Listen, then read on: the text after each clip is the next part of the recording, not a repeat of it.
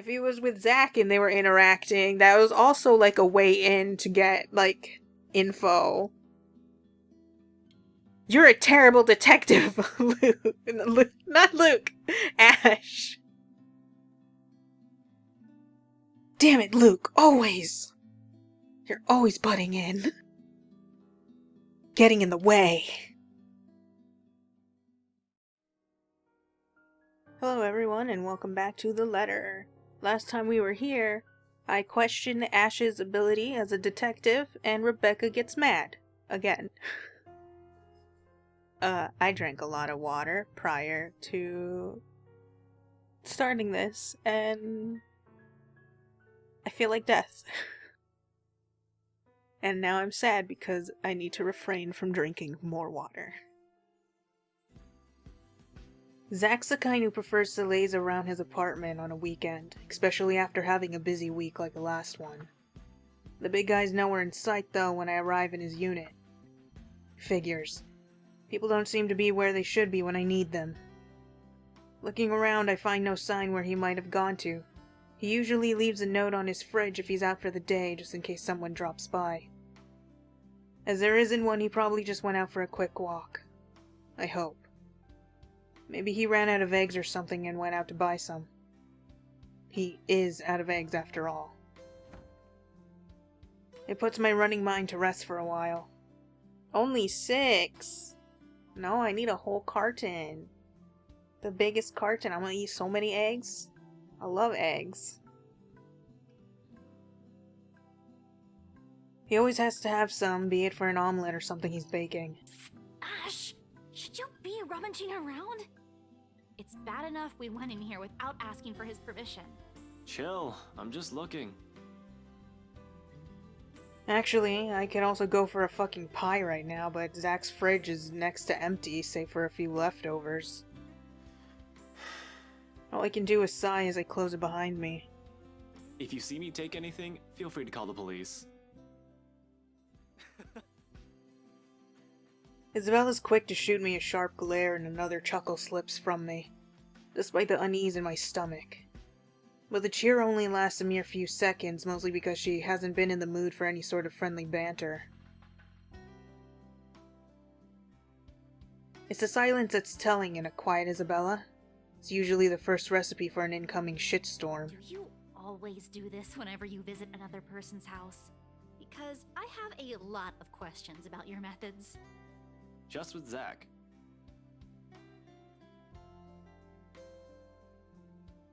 I'm just worried for her friend, of course, and despite what's bothering Isabella, she's anxious too.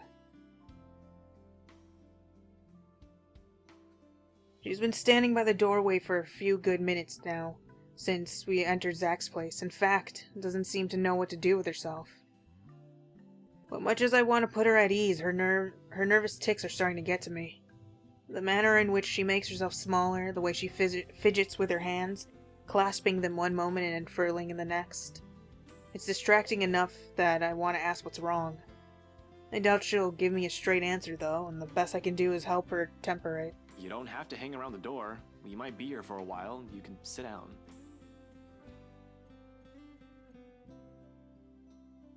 She hesitates for a second, but eventually takes the empty seat by Zach's study table. Aren't we going to look for him? Sure, we can, but where are we going to start? I can think of a few places he might be, but Luxburn's a big city. I don't want to miss the big guy if we leave, and... I trail off, making a vague gesture in the general direction of Zach's bed. The messy bed suggests he was out in a hurry. He didn't even bother to fold the sheets.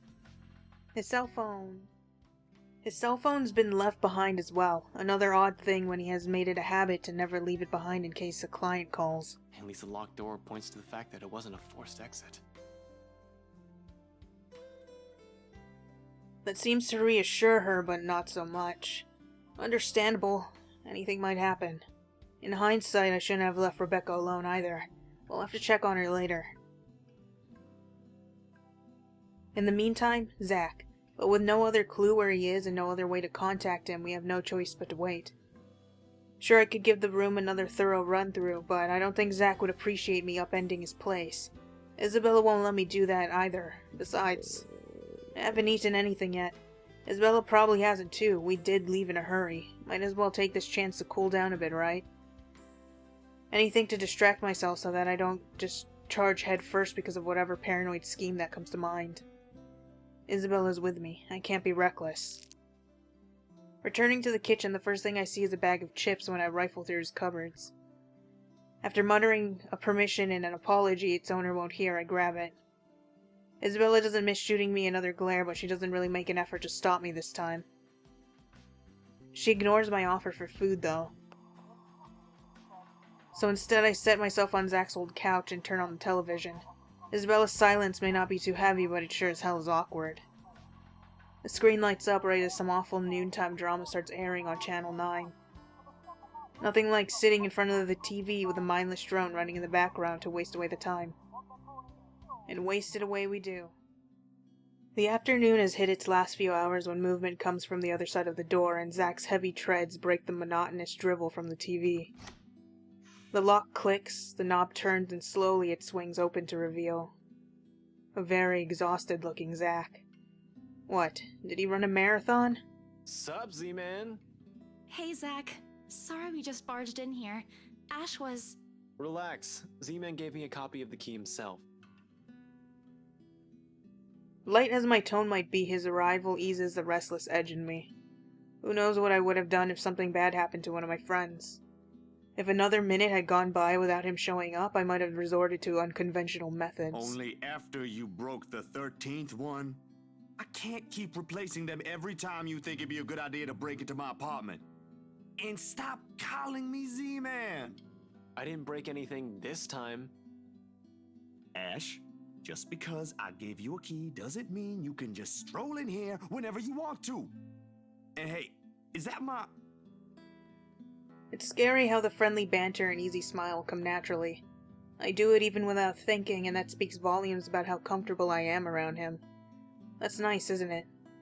What makes me afraid of it, however, is the idea that a time might come where I might just do these without even meaning to and offend him in some way. The friendship we have might be closer than most I've shared with others, but there are boundaries you can't cross without the other's permission. You know, like breaking into their apartment. When they're obviously very upset that you do it so many times. Zach's been respectful of that so far, neither asking about my parents or what happened to them. Me? I'd bet he'd say not so much.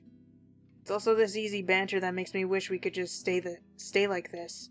No worries, no problems, just potato chips and the debate on whether or not I deserve them. But as usual, something always cuts moments like this short. Of course he eats all of it. You know, I was saving that for the weekend. Did you at least share some with Bella? Don't worry about it. I'm good, Zach. Really? It's free food, you know? What was that you usually say? You don't say no to free food? I feel so bad for Isabella that her whole character is based off of needing to earn money and loving food a lot. What happened? No, I'm just not hungry.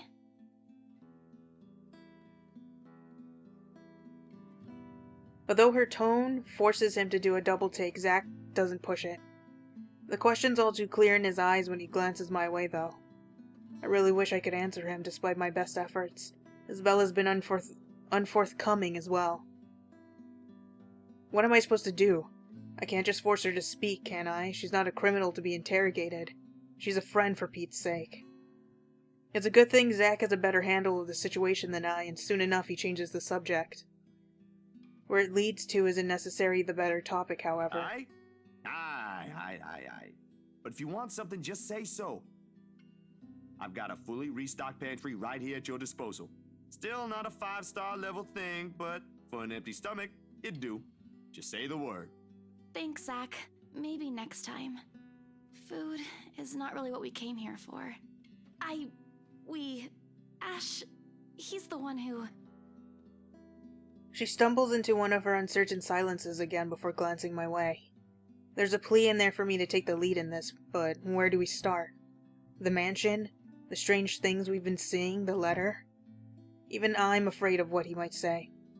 I can't even believe I'm considering taking a deeper look into this whole thing in the first place, but here I am. Please don't tell me something happened again. No, nothing. None so far. And we're keeping it that way as much as possible. Ash, it's not that easy.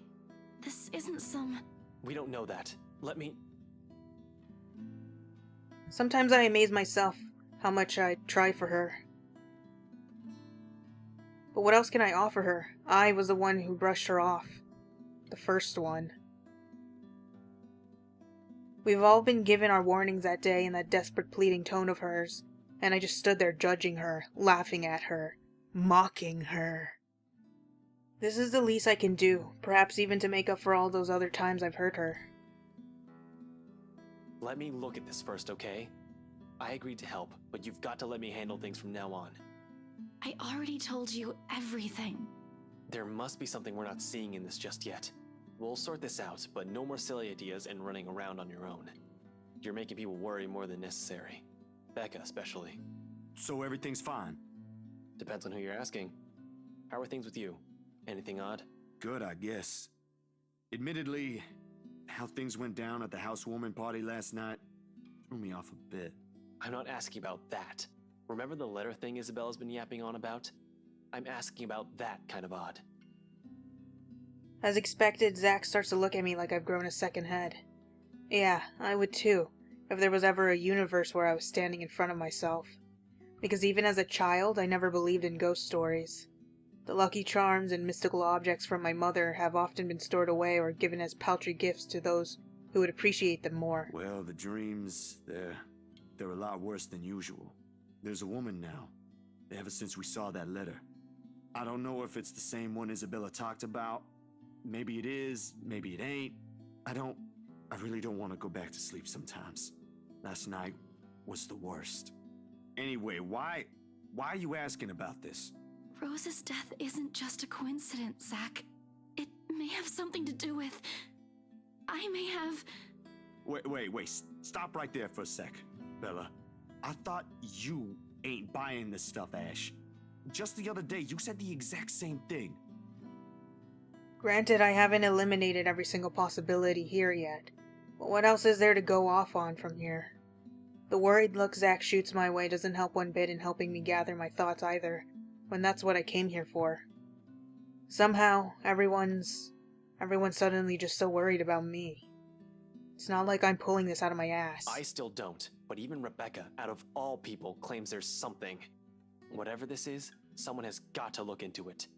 Everything about this screams shady. And along with Isabella's warnings, what's occurring around Zack? What's happening around Luxborn since Isabella found the letter? Have you two seen the news this morning? Zack's puzzled expression is enough answer. Of course he hasn't. Another night, another nightmare. The guy most likely went out as soon as he got out of bed to shake the images off. The memories have never really left him. Isabella, though. I haven't, actually. Mama called, and I was busy. That could easily mean anything. Did Rakuya, her older brother, end up in jail again? She's had to bail him out numerous times in the past, so all that did was piss her off. Not sap out every ounce of cheer in her. Or is it the other brother, the younger one who keeps insisting that he'll quit school so she could come home? That was 2 years ago, as far as I know. She already sorted that one out. It couldn't have been her father, right? With the mansion's sale, she had enough earned to cover every bill for a while. It should. So what is it then? No problem. It should be in the afternoon news as well. Whatever's bugging her, I doubt it's something meant for casual discussion, else she would have mentioned it sooner. Tucking my curiosity for later, I take the remote and begin cycling through the channels. A distraction. Not a good one, I admit, but it's definitely better than leaving her to brood. Eventually, I find one doing a recap of this morning's reports. And there it is. The poor guy is unidentifiable with how badly his body's been burnt. Murder via arson? That's the logical explanation if I was the officer looking into it. Except they couldn't find the source of the fire. The fire didn't even spread. Found dead in the early hours of the morning today. The fire was contained within the room and no other tenants were harmed, according to Luxborn police. They're going to consider spontaneous human combustion soon enough, if they don't find anything else.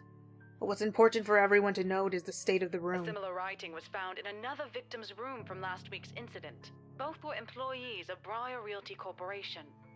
LBN has reached out to the... Like what happened to Cooper. Hell, I wonder how many other deaths like this that I've missed while I've been looking into Wright. The LPD's already thinking it's a serial killer at this point. How long until they consult with the London Metropolitan? I'm not sure. The Anselm Butcher has always been an enigma even to the people within the city. Gone for a few years, then in the next one body after another is found. Merely handling the case has apparently driven the chief inspector insane years ago. He never did find out who committed those murders. Maybe now, this time. Then it must have been the ghost, because it's not, I highly doubt it's actually the letter that's doing anything, because there's no way every single person who's been killed has seen the letter.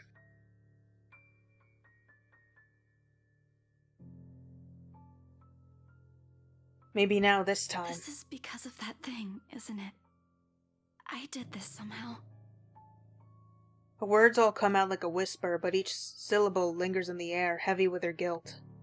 In the thick tension of the room, they strike harsher than any of the things we've said. However, she also had to understand, know, that she isn't the only one on this. No one has asked her to take this upon herself. Rebecca won't. Zach won't. I sure as hell won't. It ain't too late. We could still fix this. There's 3 of us here. 4 if you count Rebecca. No, she's staying away from this. I don't want to involve her in this any more than I already have. Both of you as well. I already said it. That's completely out of the question. Stop asking. Encouragements aside, this is still a whole fucking mess and we're in it blind. The only way to make it worse is if we start running around like a bunch of headless chickens. But I have a concrete plan now, I think. Maybe Isabella's right. Maybe we should dig deeper into the BRC itself. Maybe we are looking at it the wrong way. However, my suspicions are mine for the moment. The details are something Zach doesn't need to know until I have something to show. It's enough that he's aware that I have an idea in mind.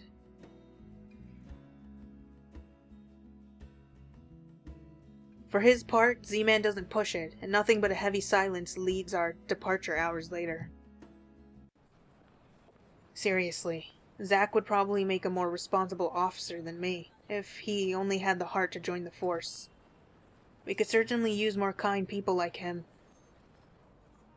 But doesn't the police force, like, eat up nice people? Or, like, place them on the lower ranks or something? Like, you're gonna end up just writing traffic tickets or something.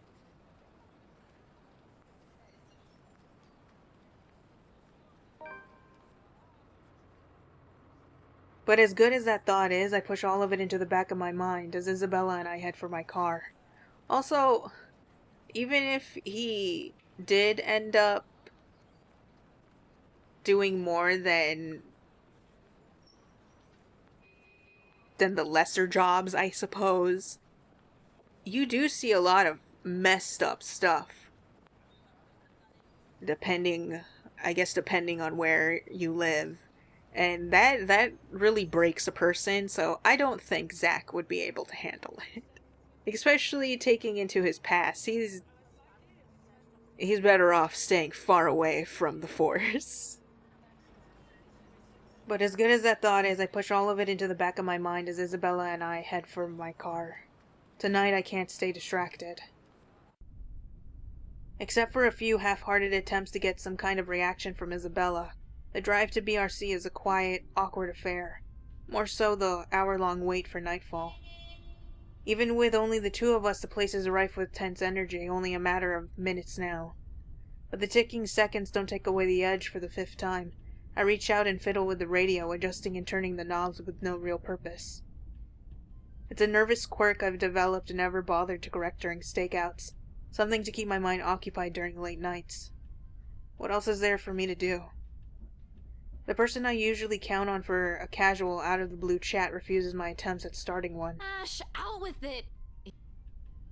What? Ash, out with it! If you have something to say.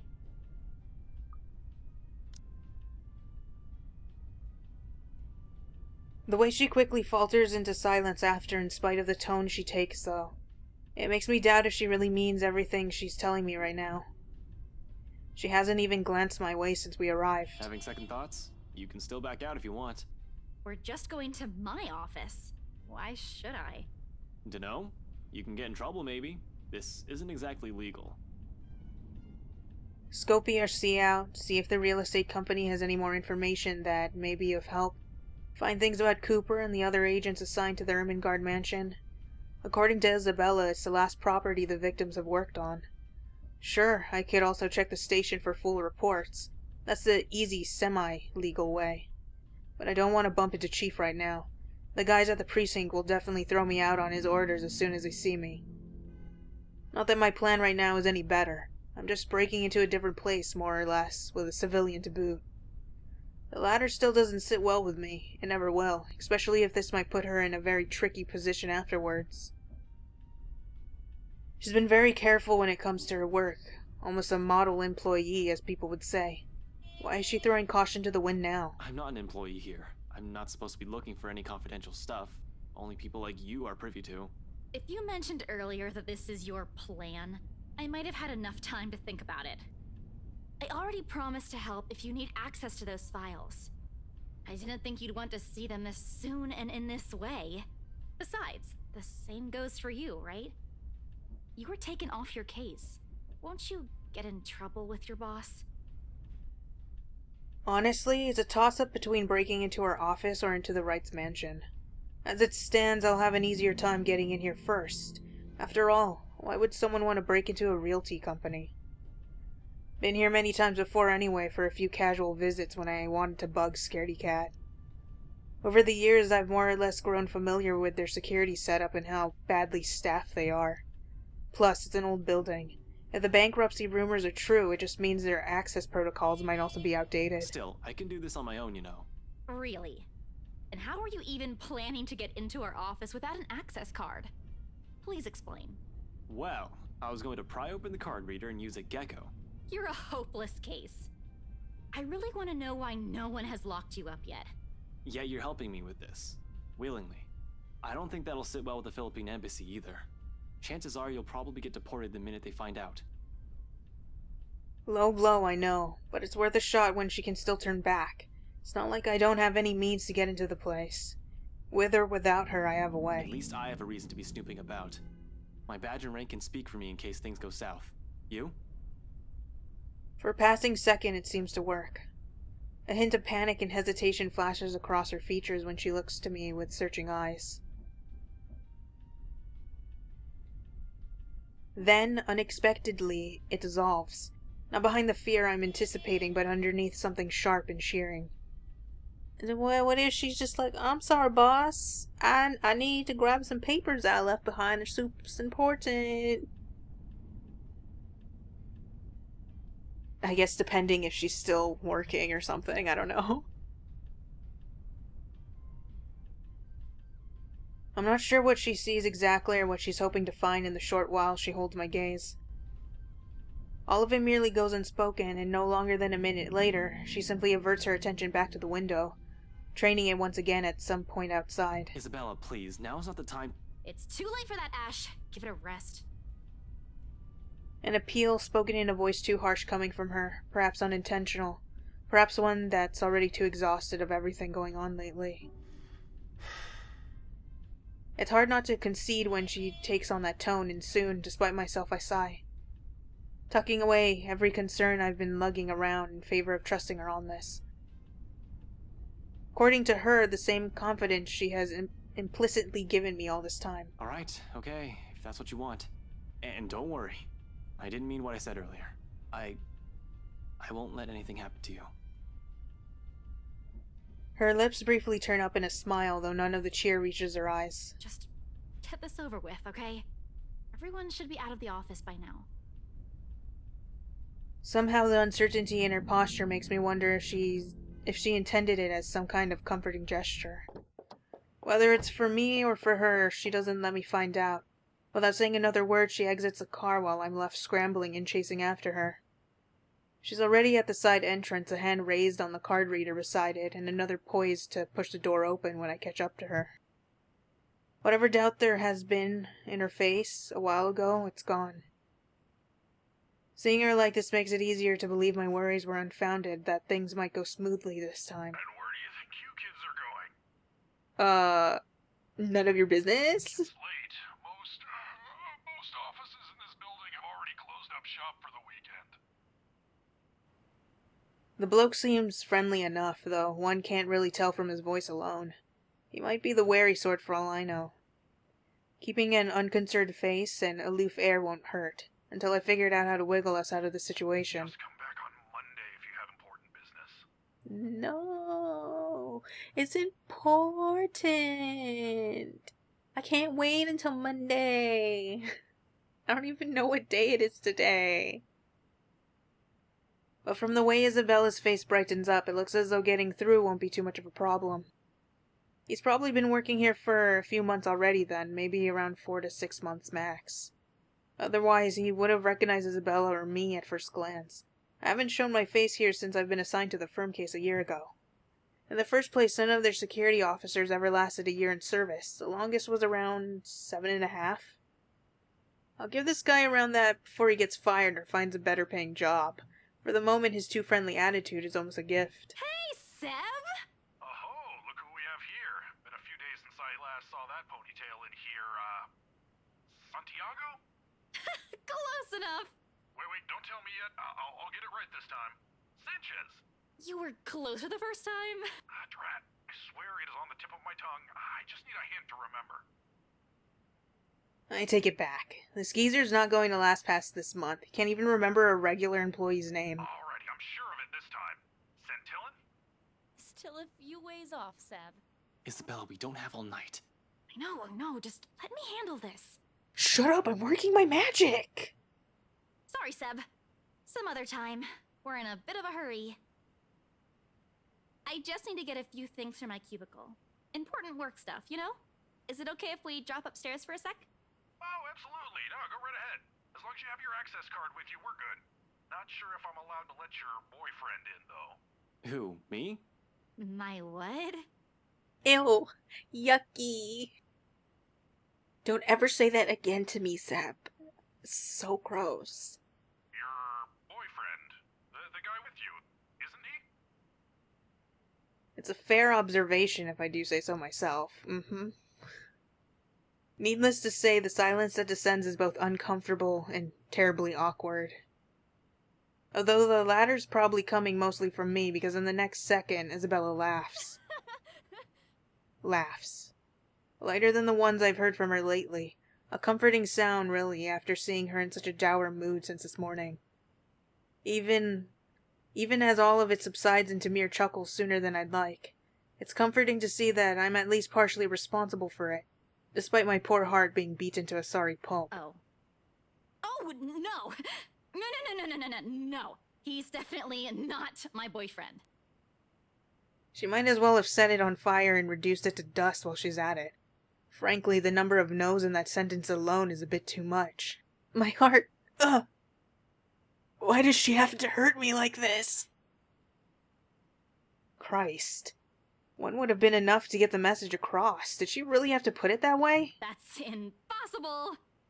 Stop being funny, Seb. Stop being funny, Seb. He's not even my type. I'll go on ahead, okay? She quickly shuffles inside with nothing more than a small wave, leaving behind an even more awkward atmosphere for me to wade through. It's okay that you got rejected that hard. I'm sorry for bringing it up. No hard feelings, right? It would have been bearable if I didn't have to suffer through a stranger's amusement. Alas, woe is me. Not the boyfriend, but close to it, huh? Mind your own business. Kids these days. Good to see her up and about, though. Thought for sure she'd up and disappear like the others. Excuse me? you know, stuff in the news. You mean what happened with Rose Cooper? If I'm going to be stuck here with him for a while, I might as well try to gather as much intel as I can. He may just be a guard, someone with no real authority. But most of the time, people like him are the ones who know more than they let on. Yeah, but even before that, we've got a couple of good blokes we never saw again. Really? Those guys could have just resigned for all you know. No, I only catch tidbits of stuff from over here. Though seriously, I heard the branch is getting flushed soon, but that's no excuse for anarchy. Figures why Boss Man's been in an awful temper these past months. They managed to strike a good deal with the mansion in Ansem, right? That didn't do the trick? Didn't seem like it. The bloke shouting like no tomorrow again. Wasn't very pleased when Gurley called and asked for another leave yesterday afternoon. Gurley? Isabella? It's not too surprising considering she's already been gone for 3 days. Now she's asking for another. Not that it's a bad thing, it's within her rights as an employee, but Isabella rarely uses her work leaves. Yeah, poor lassie if you ask me. She found him a buyer for that mansion after all. The least you could do is be considerate to her after a family member's passing. Wait, what? The rumors, BRC, Rose Cooper, missing in action employees, all of it ceases to matter in that instant. Almost on instinct, my eyes zero in on the intercom speaker as if staring daggers at it. Will show me the man behind the voice so I can see the truth in his face myself. Don't know? No, what? Nothing. I shouldn't be the one you're asking, and, you know, things might get a bit boring here. No one really wants to hear what a poor old guard wants to say. Why don't you just go after her? As long as you're not looking to create trouble for me, it won't be a problem. You aren't here for that, right? He's lucky I'm not here to hurt anyone. If I were someone with ill intentions, he might not be smiling at the end of the day. Well, no, but... I'll go and unlock that side entrance for you then. Just don't forget to turn off the lights before you both leave, okay? Smooth trying to get around letting something slip. Hey, wait a second, what do you mean by... He cuts off the connection before I can finish, and the rest of my question dies in my throat. Soon the latch clicks and the side door swings open. The Seb, a stout man wearing a uniform still too loose for him, waves me over from the gap before he disappears behind his station again. Just my luck. Here I thought I'm going to have to count on whatever Isabella brings with her. Although no matter how much I want to feel happy, something else has already taken a firm seat in the forefront of my mind. Is that why she's been acting not like herself today? Since when? Of course, as I step into the building, I try to push all of these problems, all of these questions, as far down as I can. I need to focus. Work is work.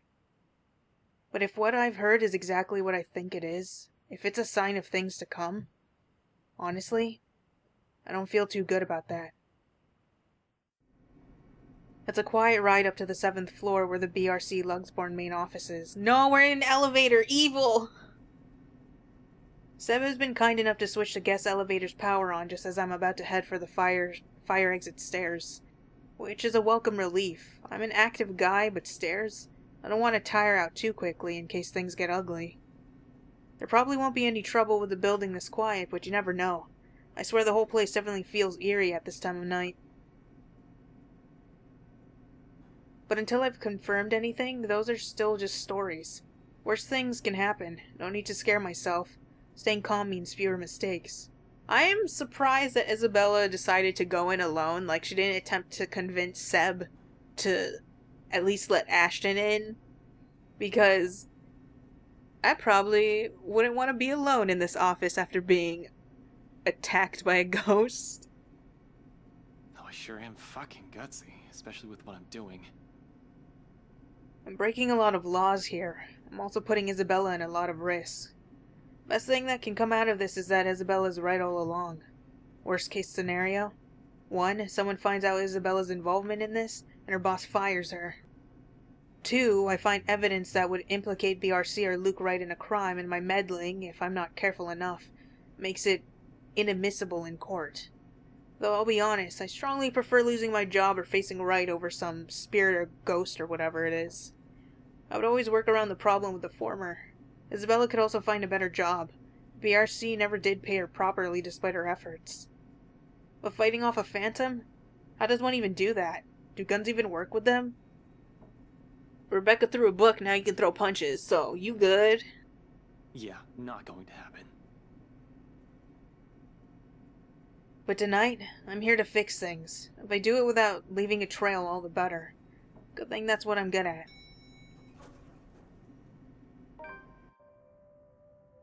What I'll probably never be good at is finding the proper words when a sitch calls for it. But seeing Isabella's small form beyond those doors, how she pushes through despite carrying an entirely different burden this time, how she's pretending as if everything's normal, she is in here and it's dark. How is she not scared? It's difficult not to try. People who have never looked beyond her smiles will never know, will never understand. Hell, even Rebecca's probably not aware of this. I get it, we have other problems at hand. I've done the same thing plenty of times to protect myself after all. But it's all in her eyes when she glances up at the few light raps I give the door. She wastes no time in leaving the mess of papers on the table and opening it for me. Though even her confusion as she takes in my presence barely hides it. Seb let you in? The rough edge in her voice rings a whole different tune now that I'm aware why. But knowing is different from hearing it straight from her. I can't simply bring this up, can I? It's not a topic suited for casual conversation, and I doubt she wants to talk to me about it. As much as I want to help, there's a distance between us I'll never be able to cross. One that wouldn't even be there if it wasn't for me. Perhaps if I had been more honest years ago and less of a coward, I might have been able to. Figures I couldn't even do that for the one person I keep telling myself that I care deeply about. What can I say? I'm a very charming person. To a rock, maybe? This is the closest we can get to it, I suppose. The light banter, the fleeting glances, or sometimes the long bouts of silence. And it's enough. For me it is. Because even without words, there's comfort. With her, it's easy. Must be a pretty cool rock then. Ugh, get over yourself. Hey now, I deserve some slack here. Today's supposed to be my day off, and yet here I am helping you out. Helping? By standing at the door? Well, you're not exactly letting me in. Despite what she says, she moves to block me when I try to enter. She must have expected this the second we walked up the building's entrance and counted on the night shift guard to bar me from the place. It's reassuring to know she's somehow worried about me, though it's a bit misplaced at the moment. Besides, her concerns aside, I really can't let her get into the thick of things without me. Not with all the problems on her plate right now. Isabella! Seriously, Ash, Seb might get in trouble for this. You might get in even bigger trouble with your boss. And you're not? We've already talked about this back at Zach's. It's out of the question. What was that scream? That seems so out of place. At least do it for Seb, please. He's a really nice guy. With the way things are going here, he's... On that I agree with her. Seb's not much of a bad fellow. Might be a little careless with his job and talks too much, but he means well. I'd hate to see the guy leave here with a bad record in case something goes wrong. However, the anxious look she shoots back to the table behind her brings an even bigger worry. Did you find something? Aside from what you told me about yesterday? Not yet. I'm not sure. I haven't started going through the files we have in the records room. Just the ones they handed to me in rows. Let me see. Wait, Ash! Isabella, I already promised you that no one's going to get in trouble after we're done here. Even Seb. I'll make sure we leave the place clean. Her hesitation's still there, a split second of indecision as she tries to form an argument. Eventually, when nothing comes to mind, she steps aside. Okay, but we can't take the original files out of this office, clear? Not even a single sheet. We'll just have to make a copy. Don't worry, that's the plan. It appears to reassure her. A nod, then shortly she gestures for me to follow.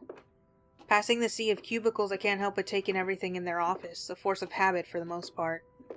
As far as I know, BRC Lugsburn used to own this whole building. Offices in several floors, once upon a time, when real estate is still a lucrative business for the company in this side of the country.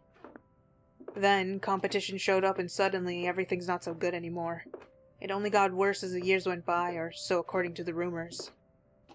Now the branch is just this floor, despite what the huge sign in the building's facade says, and frankly, it's not too hard to believe when one looks at the state of this room right now. A number of desks have been cleared out. Personal mementos are scarce as if the employees have gone on an exodus. That'll be the downsizing, probably. Still worrisome, though. Of course, I shake away all of this when Isabella starts handing me the papers she's been looking through. Focus, Frey. There's no point in whining or dwelling any longer on it. That's why we're here in the first place, to find out what the real deal is the old-fashioned way. Isabella's presence is a whole other blessing, too. I couldn't imagine how long this would take if I pushed going in here alone. Is this everything? Where are the documents you mentioned? Still locked up in the records room. Do you need them now? Bring them here. Everything that has to do with the mansion's sale. Even those who worked on it during the renovations. The cleanup. Everything. Wouldn't it be easier to use your smartphone to take pictures of it? I mean, it wouldn't be as great as if you had, like, a clearer copy. But, like, using the copy machine to make all the copies you need is going to take way longer than just taking pictures. Including your mandatory sign-in sheets. It's an odd thing to bring up, but at least it elicits a laugh from her before she heads for the records room. She remembers. And no matter how weak the sound of it is from her usual ones, it's a welcome thing to hear. It reminds me that the Isabella I know is still in there. She returns minutes later with a thick stack of folders and binders. For the next half hour, we work in complete silence while we dig into everything compiled in the folders. Not an easy task considering how thick the whole thing is, but there's two of us. In fact, Isabella does most of the work, sorting the contracts, the employee lists, and stuff we don't need into a neat pile. Just the files for the restoration alone makes up a stack of papers that's an inch thick. Third-party service providers hired by the masonry, radiators, woodworking, plaster work, slate roofing, and a whole bunch of other things are well documented. Hell, every single contractor who worked on the project were listed individually, even if they were just there to do the plumbing. It's a high-profile and high-cost estate, alright. But with that scope comes the loopholes. Means plenty of room to hide something in if there's something fishy going on. All I have to do is find a pattern. And it doesn't take long.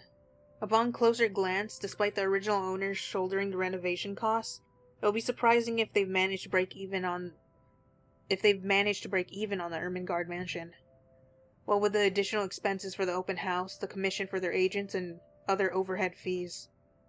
At one point, the negotiations to get it listed under BRC's name almost broke down, too. Some disagreement about the listing price. The owners wanted to be rid of it as quickly as possible while keeping the worth at a profitable level. BRC was insisting on a higher amount, double what the appraiser suggested. This plus the rumor that their branch is closing. BRC Lugsborn really is in the red, and the sale of the mansion could have easily been a desperate move to keep the branch afloat. No wonder the final sale happened as fast as it did.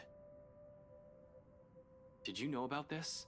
No, they took it off our hands after I submitted the final documents for the sale. I didn't even know until I read this. I'm not sure if Rose did. I've only been given the key to the records room after she... Anyway, my point is, they've kept all the files from me. Rose was the one who compiled everything from our side. And even then, she was probably not aware of this. There's only so much they let us know. After that, they just told us to wait for our commission, and that the legal team would handle the rest. The rumors are true. Huh. Seems so. Sheesh. This place is just unlucky. Going bankrupt while the rest of this crap is happening. But this isn't what we're looking for. What we need is the who. The people aside from Isabella and Cooper involved in this business with the mansion, and the how they are now. We can't do much of the outside contractors that won't be on file. The employee list, on the other hand. Even with 2 people working through the pile, the whole task still takes quite a while.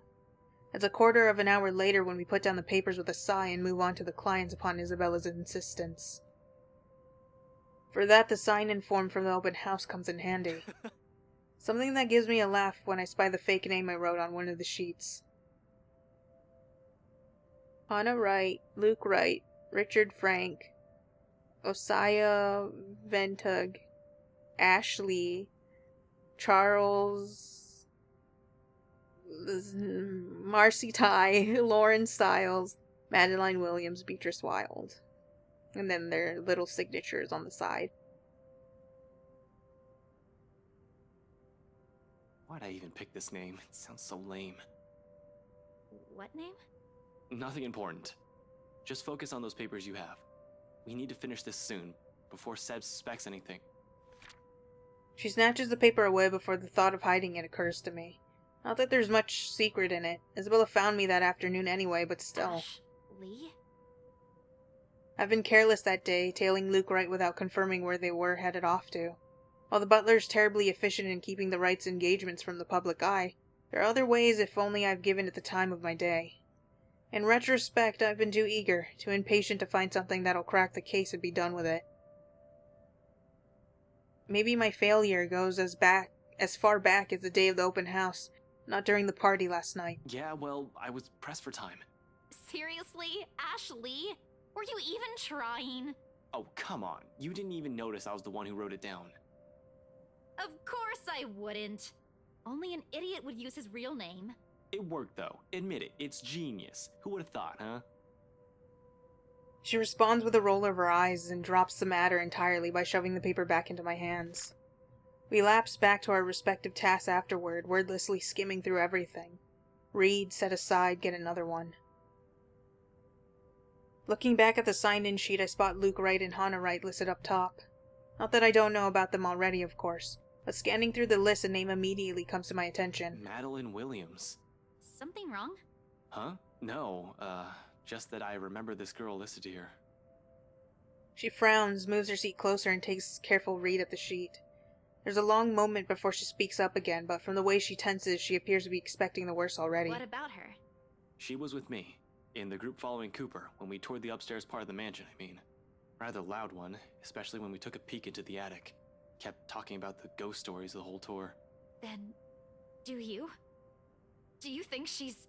She was reported missing 3 days after. There was a ruckus at the precinct the day her family filed it. Threats were naturally given at the lack of progress days later, desperate ones. Her family's willing to shell out all the cash that they have just to find her, to no avail, unfortunately. Officer Benjamin has been in a bad mood ever since he spoke with them, but what can he do? What can we do? He's tied, we're all tied. There's only so much we're able to do with everything that has been shoved into our hands recently. She still hasn't been found. It's already been a week. Isabella makes no further comment aside from a nod. Instead, she sits back on her chair with a distant look in her eyes, her hands balling to a fist as she struggles with her frustration. Or maybe it's anger. But the moment doesn't last too long. Soon her grip loosens and she folds her hands back on her lap. Her expression, however, it's one I've seen too many times in the mirror. What does one say to a person burdened not by one loss, but many, who carries it in her shoulders like a badge of shame? I've yet to find the answer to that myself. Until then, the only way is forward. Press on to see where our attempts at fixing our mistakes might lead us. And despite my own doubts, the glimpse of that look on her face is enough reason for me. I can't just give up. There's too much at stake, too much to lose. With a renewed focus, I continue. On the third and last sheet, I spot another one. Beatrice Wild, one I recall from the newspaper obituaries. Died of a heart attack.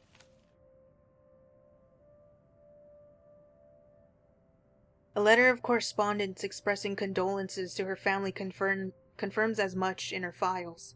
Passed away at age 74 in her sleep. She's at that age. It certainly could have been a natural death. Right? I like to believe so. But 3 more letters turn up when I rummage through the stack, and it leaves nothing more than a foreboding feeling in me. They're all addressed to the families of clients who have passed away in the past week. Regardless, these go into the pile of things worth looking into after our visit here, along with William's info sheet.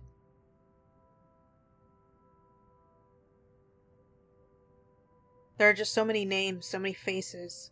Each one I've seen that day, and here I'm wondering if they're all alright. It isn't a selfless thought that brings the question to mind. Rather, it's the logic that if more of them are still alive, the more people I can choose to question. Nothing's concrete yet, of course. These are just speculations, but we're making progress. Once done with the sign-in sheets, I stash it along with the growing pile to my left, and pull out as many of the other documents Isabella has already prepared for me. We're working through the employee list now, those who have been assigned to the mansion. Because if Isabella was to be believed, if what she's seen and what happened to Rose Cooper is because of that letter, I need to know everyone who has possibly read it aside from the three of us. If they've been noticing strange things too, for all I know, these may have just been a terrible coincidence.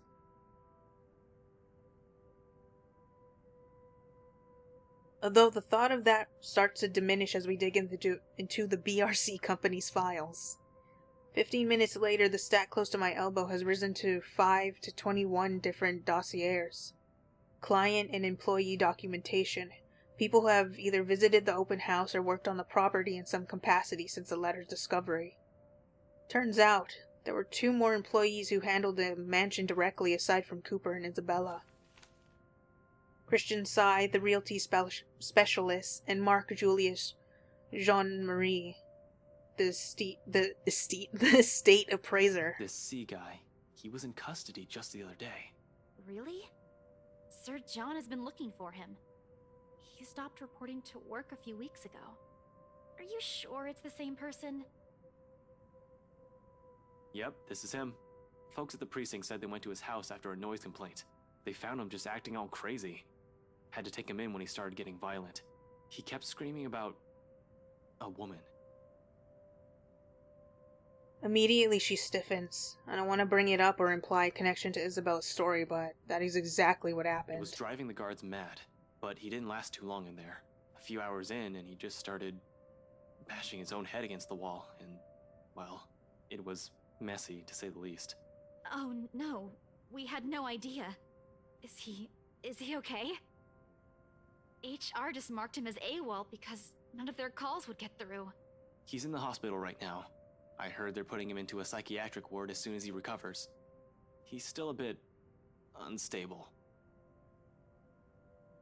Jean-Marie, on the other hand. His employee files notes his date of leaving and even when his final payment had been given. Along with it, there's a letter to his family about the appraiser being found dead in the office. Communication is hush-hush, and there's a mention of compensation if they don't talk about it to the media. Inspector Abigail has often scolded me for not reading the reports on a regular basis, but I try to keep up to date as much as I can. When I do, I make sure I'm aware of the gist of what's going on in my city. This never reached the police ears or health and safety executive. Do you know about this guy?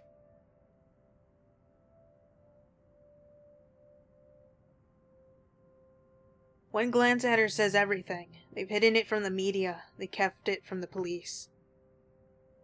It's not surprising this will also be a secret from someone of Isabella's position in this company. Fuck. Rose was looking for him. Last week. We haven't heard anything from him either.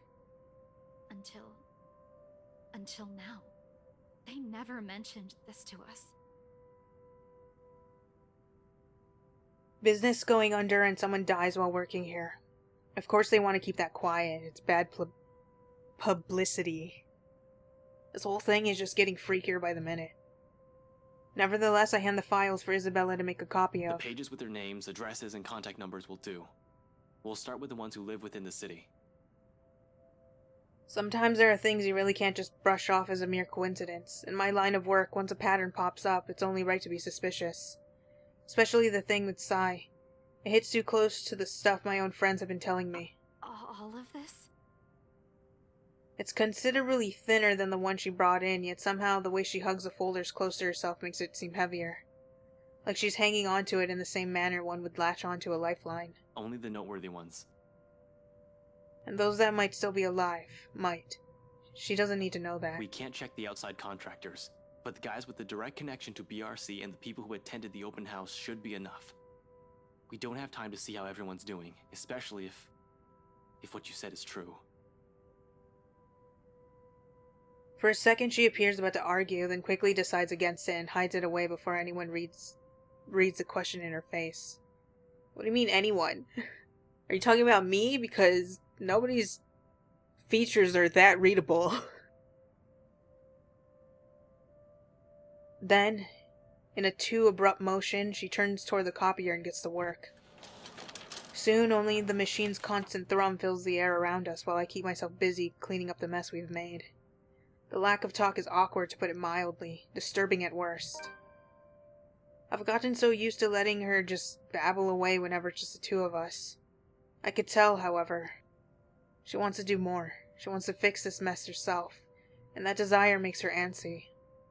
At the same time, she's learning how not to be impulsive or stubborn, exactly as I've told her yesterday before agreeing to any of this. Or maybe these so-called changes have always been with her. Dire situations have always pushed people to change after all. Although seeing this happen in front of me only makes it difficult to find the proper things to say. In an atmosphere this tense and charged, what is left for us to talk about? Certainly not the news. What's worse is when you only realize all of this is in hindsight right after you've already ran your mouth. You know, for a house your company seems to be in a hurry to sell, they still made quite a fortune out of it. Look at this. 1, 2, 3... 6. Are you sure they're planning to give your entire share for this? This isn't a small amount, especially given the usual cut. And their accounting department isn't in the greatest shape either. Even if they don't, it's not like someone still needs it. And there's the reason why people don't let me talk. Silence once again descends throughout the room, denser compared to the ones we've shared tonight. Behind me, I can still hear her movement, sharp and precise, while she feeds the originals to the machine. Then, with one last click, all of it stops. Her feet shuffles lightly against the floor when she moves away. Something creaks softly, probably the table, as she settles her weight against its side. By this time, an apology is already at the tip of my tongue, but... Belle, Papa's gone, Ash. Within those scant few seconds, everything between us shifts as the gravity of her words sinks. Right then and there, something harsh and immovable rises between us. Death is something I'm familiar with. Almost 10 years in the police force, and it's impossible not to be acquainted with it. But this is different from those dead bodies we examine in forensics. A far cry from the victims we found on a bad investigation. Those I could easily distance myself from. No emotional attachments, no need for pretenses. Yet somehow I still find myself grasping for things to tell her. Any words of comfort that'll dull the pain. Because even without looking at her, her grief feels palpable enough. Her pain an immutable weight hanging over us. So gently I offer. It's so mean to say, stay busy. But like, this isn't the time. Like, this is a conversation we should have, not in an office that we've broken into. But I don't want to be mean to her. But it's not the time. I'm sorry, Isabella. We need to get with, like, you... I wish you could follow this up with... We can talk about this once we get out of here. I don't want, like, what should be a heartfelt moment to be interrupted by something. Like, let's just get everything go, and then we could have a heart-to-heart for the rest of the night. Just stay busy and you'll be okay. At least, that was what I told myself ever since Mom and Dad called it off years ago. Retreat, find something else to focus on, turn that little bundle of anger, frustration, and guilt into something productive. Clean, efficient, I'm not harming anyone. It worked for a time. So long as my grades never dipped below what people expected of me, they left me alone. It's not the best coping mechanism for a teenager, but it allowed me to get by. Though, perhaps, it's not for everyone, least of all her. I recognize my mistake the second I look up from my work, after a long bout of silence from her. And thus I sabotage Ash's relationship. The expression on her face, it's nothing short of angry as she grips the folder between her hands and she glares at me with an intensity that might burn. I've said something unforgivable. To her, asking her to bury all of it carries a different meaning. To her, forgetting means a denial. What do you think I'm doing? Do you really think it's that easy? Isabella, all I'm trying to say is that you should concentrate on other things right now. And I'm not? I'm doing my best, alright? I know I got us into this mess, and now after everything, despite everything, he's gone. I didn't even get to talk to him before the last time we spoke, he was begging for me to go home. He didn't even want me to leave in the first place. Now look where that got us. Look where I got us. Belle, this whole thing has got nothing to do with what happened to your dad. It was unfortunate, but... Ashton, just please stop. I don't want to hear it anymore. Shut it. Please. Pathetic. I can't even do this right.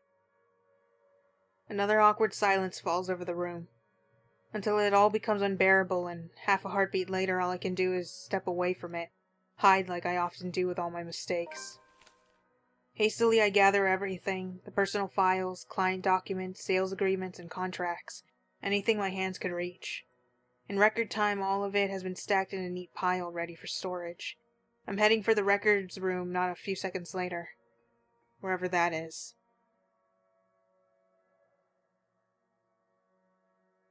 It should be an easy find unless this place is a maze of some sort, which I highly doubt.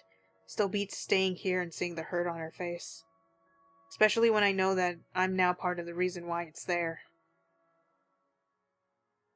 Belle, I'm sorry. That was insensitive of me. I don't wait for her answer because honestly, I'm more afraid of what it'll be. I've stepped on something she values more than anything in this world. Like this, it's easy to see why she's gone to such great lengths for her father. Why she abandoned her dreams, why she went against his wishes just to grant him another chance at life.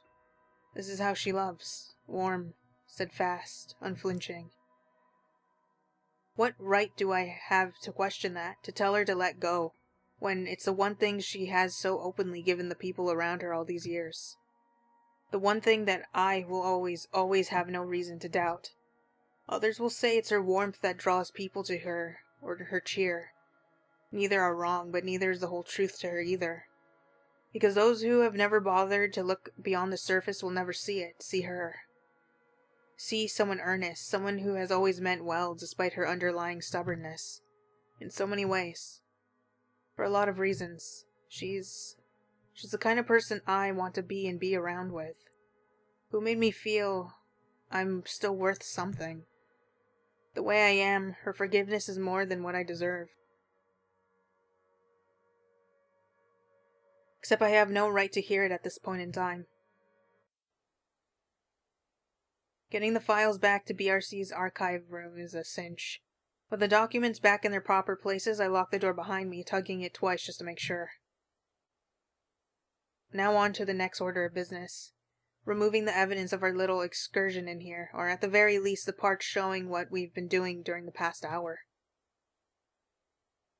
Can't have our faces plastered on security footage, showing us breaking the laws as it were. I'm gonna have to wipe the data for Isabella's access card entries too. Surprisingly, finding their security room proves a breeze. What will be tricky is getting inside. The fact that no one has walked out during the whole time we've been here means the room is either empty, or their security sound asleep, or dead.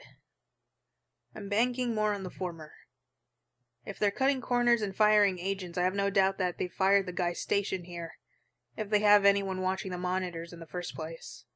It's a rather common thing for establishments. Just leave security recording indefinitely and only check if something actually happens.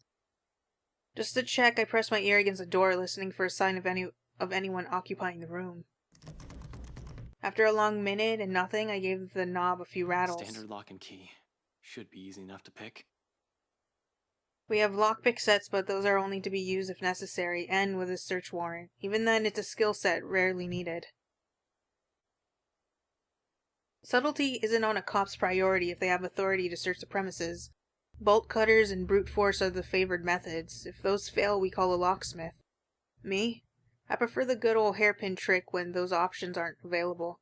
Besides, they're easy to hide and store for emergencies. Running my hand through my hair, I pull a pair of bobby pins. 2 of these and I can just about open any standard lock. One makes a lever and the other makes a handle. I can't call it a complex skill, but it certainly takes time and a lot of practice to successfully pick a lock.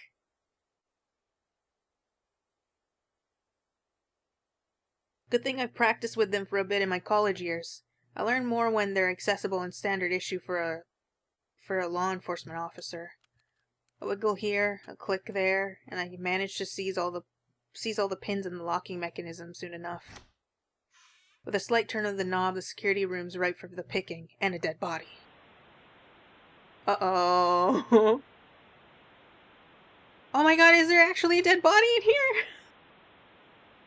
The room's odor hits me first. A sharp, nauseating stench as if someone has accidentally spilled a gallon of bleach in the room. Oh, never mind. Maybe there was.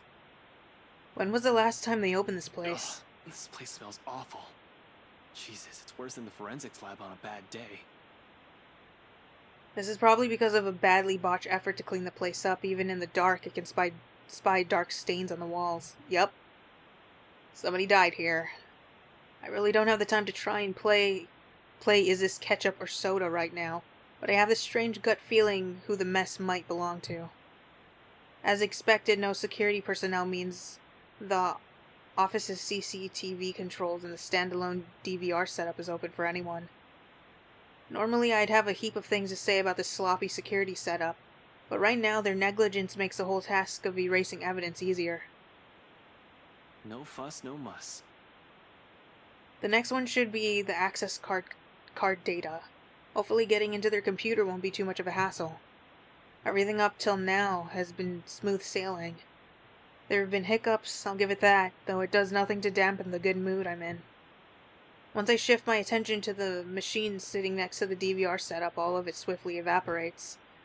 I'm no computer buff, but I can definitely recognize one more than a decade old. Simply looking at it makes me feel younger.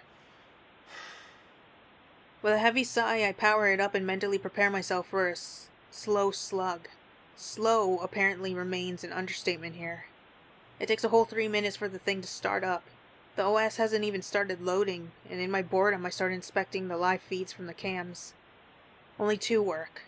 One for the view outside, everything seems to be in order there, and the other for main workspace where... It's a fleeting glimpse, a cursory glance, but the sight of it stops me.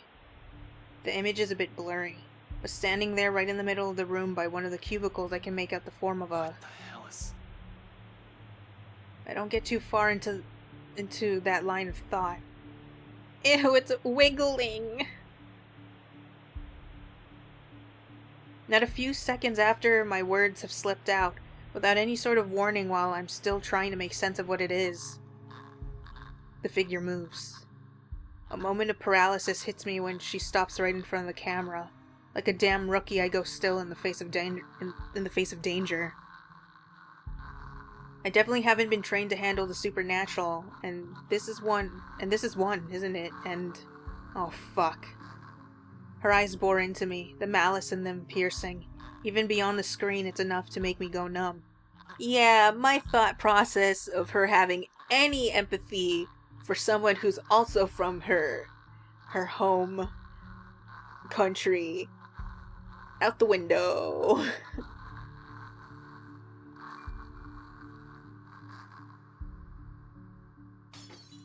Only the mug crashing to the floor when my hand accidentally takes a swipe at it snaps me out of a trance, reminding me that I'm not the only one here. Isabella. It seems she hasn't noticed anything. Am I the only one seeing this? In any case, whatever's happening, I have to get her out. Gathering my wits, I quickly reach for my phone. Takes all but 2 seconds before she answers, but there's no time for relief. Ashton? Did you really have to call? We're practically on the same floor. Get out of there. What? What are you... Out. Get out. I'll meet you in the elevator. You're creeping me out, Ash. Just get yourself out of that place, now! Without a second thought, I back away from the controls, from the room, ready to be done with this place. But before my foot even moves, she disappears. Oh, it's the Grudge! Or the Grudge? No, the Ring! I'm getting confused with my long-haired ghosts. Instinct instantly takes over and my hand quickly reaches for the gun at my side, only to meet empty air. A mistake that cost me a few precious seconds while the paperwork I've brought with me threatened to scatter everywhere at the same time. Gathering everything in myself once more, with no weapon to protect myself, my sense of self-preservation kicks in next and I lunge towards the door. I sprint across the office without daring to look back. Isabella's already waiting in front of the elevators by the time I make it out of their office. Worry creases her eyebrows upon glancing at me, but I don't have time to answer the question in her eyes. As soon as I reach her, I grab her arm, practically throw the two of us into the open elevator, and slam the button for the ground floor. I would not be relieved. You're in an enclosed space. A sigh of relief escapes from me when the elevator starts its descent. The clicking noise fades off into the distance. Beside me, Isabella shifts, moving the stack of papers under her arm while she takes in my appearance. So much for making sure things are all cleared up. I mean, considering that is a place where somebody definitely was killed by the ghost, I doubt they're gonna bother inspecting it, so probably just gonna close the door if it's remained open. Concerns in her eyes, though, all I can offer her is a small gesture of my hand while I attempt to compose myself. Breathe. In. Out. Why are we in such a hurry? We need to get out of this place. Did you get everything? Yeah, it's all here. But really, you don't look too good. What's wrong, Ash? I'll be fine. I was in the security room. From the monitors, there was a fucking... The rest of what I'm about to say dies on my tongue when the elevator stops and the doors open to... Oh, great, we're on the sub-level. It was bad enough that we were in the elevator. Should have just taken the stairs. Then again, that's also dangerous, isn't it? Can never win. There's a moment's pause while we both take in our surroundings. Confusion's understandably there. Oh, come on! They should just replace this whole thing.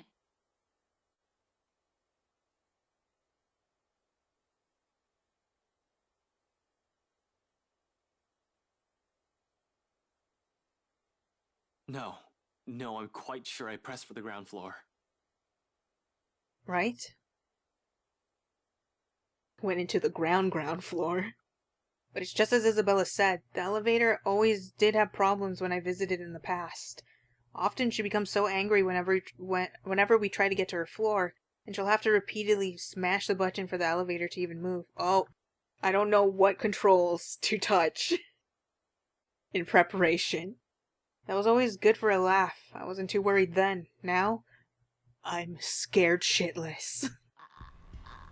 From the distance beyond the light's reach, the noise echoes in my ears along with the rapid pounding in my chest. Isabella stiffens and her eyes grow wide at the sound. Gingerly, she reaches up to grab the hem of my sleeve and grips it, hard, tight enough for her fingernails to dig through. Her eyes searches wildly for the source of the sound, while I stand protectively in front of her. Ash, did you hear that? I wish I didn't. Anyone there? I can hear you moving from here. Show yourself. Oh, now you're acting like a big boy. No response. No response. Only the soft sound of something scurrying across the floor and the walls in slow, deliberate movements, faint though still audible enough in this hush, until it stops. A moment. We need to go, Ash. We have to. Slam every... No, well, don't slam every button. I guess just slam the close button really fast. And then, this time I'm certain it isn't my imagination. Against my training, my whole body freezes. Hands still mid-press on the button. No, go! You bitch! You used all your bravery! eyes growing wide while waiting for any sort of movement from further back, and ears straining for the source of the sound. I can't even offer Isabella any reassurances. Much as I hate to admit it, dread has seeped into every nerve in my body. And the blasted elevator still won't work. This isn't in my fucking training manual! Ash, we need to leave. I know that sound. Ash, please, get the elevator! I never should have come back to the office! Another series of shuffling around the ground, a laughter, and all of a sudden she's just there. Like a twisted spider, she stares at us, a look of hunger in her eyes and venom in the twisted manner she smiles. A glee she has well earned when we're damn flies that have been dropped right onto the spider's web. Ashton! Damn it! Damn it! Without warning, she moves, mocking me with each unhurried crawl she takes, knowing I'm at her mercy. Fucking hell! Isabella, take the button! She gets too close, I'll punch. Ashton, the door! The door! Our lives are in the hands of a crummy elevator, literally hanging between life and death. We're not gonna die here. Not in a damn elevator. What? Oh.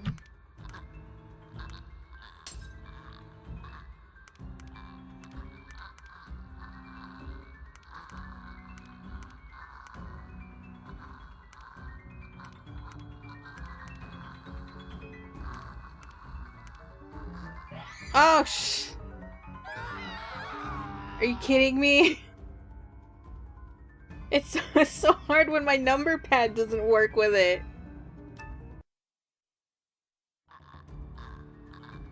Not this damn elevator.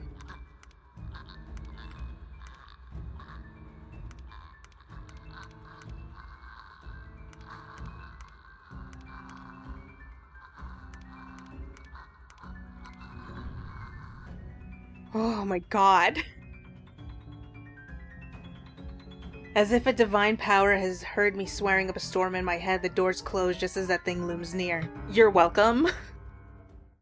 Soon, the elevator, the blasted thing, is headed up. My failure, it didn't happen. I saved you because I am the god in charge. Isabella's knees buckle in relief. In 2 ticks, she's hugging herself without any care for the mess of papers and folders she had dropped on the floor in her panic. She drags in one ragged breath after another, each one brimming with nothing but relief. And this is the most I've been tired my whole damn life. Not during training, when my superior first asked me to drop 100.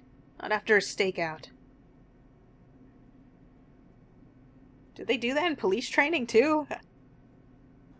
I thought that was mostly a military thing. I mean, I guess police could be like a sort of pseudo-military, like baby's first military, basically. But after smashing a fucking elevator button repeatedly, I slump to the ground beside her, worn out. But I don't let myself feel relief again, not until we're out here. Isabella seems to be of the same mind as she looks to me. Still, I find myself sharing a shaky laughter with her. We're okay. We're fine. Right? Yeah, we're good. Alive. Fuck, we should have taken the goddamn stairs. Twice. I've seen it. Thrice if I include the party.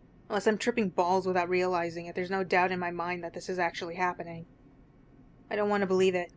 But with the truth staring me in the face, it will be stupidity to deny the reality of the matter. As soon as the lift hits the ground, we hightail out of the building. Seb's sound asleep when we pass by his station. However, in the face of what we've seen, everything I've faced tonight, we really can't care less who will still see us on our way out. The sooner we get away from this place, the farther the better. I'm just not sure if that also means being safe. She almost got us, damn it. That fucking thing almost had us. Shit. It was only by luck that we managed to get the fucking elevator unstuck, had the blasted thing not worked in the last second. I need some air. Fresh, breathable air that doesn't stink like death and gore all at once. I'm panicking. Christ. Losing focus. With another person here, I can't afford that right now. Isabella hasn't said anything, but I know she's more shaken than I am. I can't lose it when another person's depending on me. Remember your training, Frey. Another deep breath, and soon I'm starting the engines and driving us off. After that little incident, somewhere open would be good. Someplace I won't get trapped. Lugsbourne Park brings a welcome relief, though only by some. The chill that has seeped in my bones is still there, furling and unfurling underneath my skin. If I don't move, if I don't busy myself with anything, soon my brain will go haywire. It's the last thing I want to happen when there are plenty of things to do. But this already answers all of it, doesn't it? Those deaths. Just how many copies of the letter are out there? Isabella can't have the only one if other people are also getting cursed. Does the letter really matter? I'm gonna be honest, it's kind of fucking stupid. Could it be that the one she has shown us is just one of 5? Maybe even more? That whole passes to 5 people business is ridiculous, but at this point, is it still? All in all, we found 21 people who might have read the letter, 7 of them deceased, 8 if we count Cooper. And that's only with what we can find right now. We have no idea how the contractors and specialists hired from outside the company are doing, if we are in any way affected. How many people are suffering? How many are missing? How many are dead? Can I still even blame the Wrights for this? If anything, they might be in danger as well. I don't think I can wish a curse upon anyone, no matter how big of a douchebag Luke Wright is. There's also that woman. How do we get out of this mess? How do we get away from her? Shit. Still so many things we need to look into, yet all my body wants to do is pace, burn out whatever excess energy there is in me. Ashton, I'm getting dizzy. Will you sit down? It's the first time Isabella has said anything. She's been sitting quietly since we dropped here. Better and less distracting than watching her nervous habits, I suppose. She certainly seems calm now. Too calm, in fact, for someone who has just seen something terrible. But it's been more than a week for her already. People do get desensitized to things at some point, even someone like Isabella. Who knows what's going on inside her head, though. Inside mine, there are too many and none of them would sit still. I'm not going crazy, am I? I saw that. I'm pretty sure I saw that. I didn't inhale anything weird. Just shit. Shit. Isabella, please tell me that wasn't... What I'm not expecting when I turn to her is mirth, one that she could barely contain. You're laughing. You're laughing. Why are you laughing? I'm not quite sure what she sees in my face, but in the next second a laugh suddenly bursts out from her. I'm so sorry. It's just that you should have seen the look on your face back there. Yes, right. Sure. I'm not the one who's panicked. You almost ripped my arm off. Yeah, but... Isabella, this isn't funny. We could have ended up dead. I know, I'm really sorry. But this is just too precious to miss. You really lost your shit for a moment there. You're trying to get back at me, aren't you? Well, I'm not the one who kept calling someone scaredy cat for years. How does it feel? I'm not scared. Really? Because it doesn't seem that way to me. At all. I'm not, alright? I just don't know what to do right now. Immediately after the moment passes, replaced by another tense silence. Laughter dies on her lips as everything sinks in.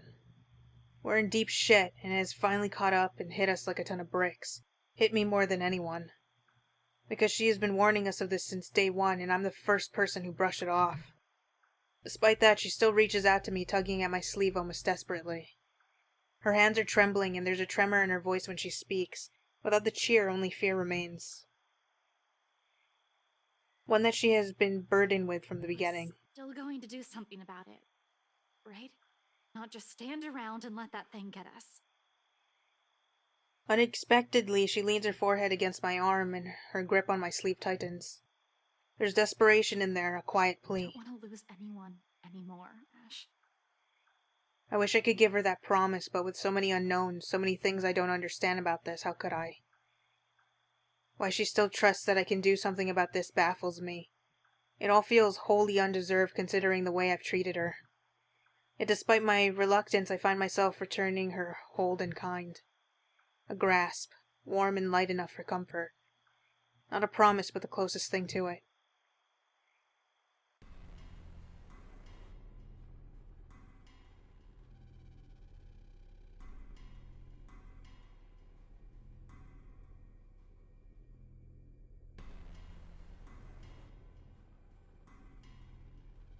Darkness blurs the edges of my vision. Black tendrils twist and coil around my limbs. Soft footfalls echo from the far distance, scurrying, scampering, moving in an odd rhythm with the sharp, piercing notes of her laughter. A scream threatens to burst, but my throat closes off ever so slowly. A chill seeps into every nerve in my body, washing away every sensation in me apart from one. There is only fear. Once again her laughter echoes, a sound both bitter and unforgiving. It is the last thing I hear before she reaches for me. The ground trembles. The world slows to stop.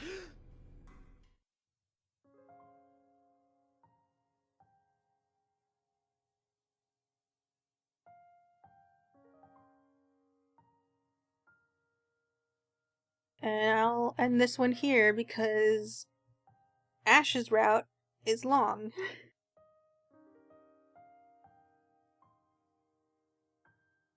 Well, at least now we know Ash is definitely affected by the ghost. Sucks for him, because he was doing fine. And now he gets to know that supernatural beings exist in the world. How will that ruin everything for him? We will find out.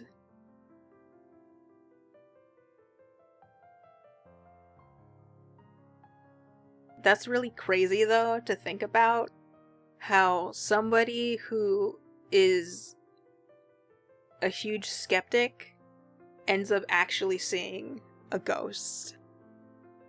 Like, you've lived your whole life being completely unfazed by anything. You're fine with the darkness, you're fine with being alone. Like, you're not scared of something that you can't fight off with, like, an object. Like, you can't be sure you can just, like, knock them out and leave. This is something that you have no idea what it's capable of. Your world is completely shattered. And now you have to deal with, are there other ghosts? And damn, I sure hope my house isn't haunted. The worst revelation. It is not a truth you wished for, but is a truth you will have. Have a good day and a good night. Catch you later.